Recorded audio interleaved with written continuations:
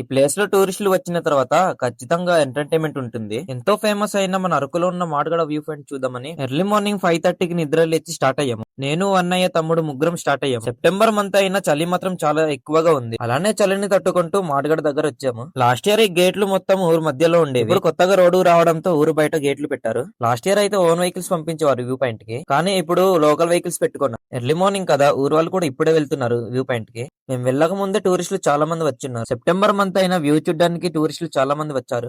Sun rise చూద్దామనేసి చాలా మంది టూరిస్టులు వెయిట్ చేస్తున్నారు. కానీ ఏం చేస్తాం, అదృష్టం బాగాలేనట్టుంది, రాలేదు ఇవాళ. మన అరకులోని వెదర్ ఏ టైంలో ఎలా ఉంటది ఎవరికి తెలియదు. ఈ 2 రోజులు పొగమంచు బాగానే వస్తుందనేసి చూడ్డానికి వచ్చాం. బట్ బెడ్ లక్ ఈ రోజు రాలేదు. పొగమంచు రావట్లేదని బాధపడాలి, ఏం చేయాలో తెలియట్లేదు. ఏం చేయాలో తెలియక గన్సుట్ దగ్గర వచ్చాను. గన్సుట్ ఫస్ట్ టైం అయినా బాగానే కొట్టా. అలానే దింస చూద్దామని వచ్చాను.